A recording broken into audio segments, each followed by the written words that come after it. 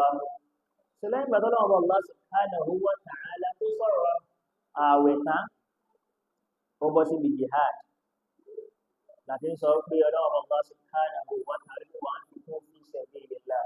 wa la tulqu bi aydikum ila tahluka wa ahsinu inna Allaha yuhibbul muhsinin. Gbogbo wa náà la gbọ́dọ̀ ṣe jihad gbogbo wa bá ṣe lágbára mọ́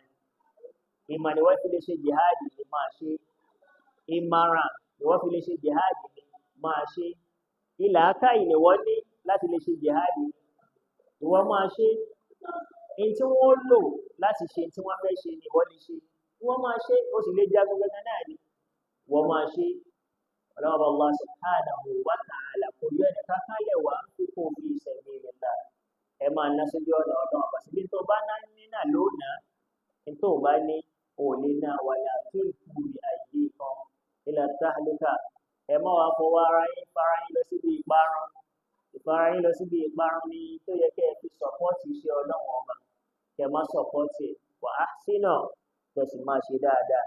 inna Allaha yuhibbul muhsinin ọlọ́wọ́ bá nífẹ̀ẹ́ sí gbogbo àwọn tí wọ́n ń ṣe dáadáa lẹ́yìn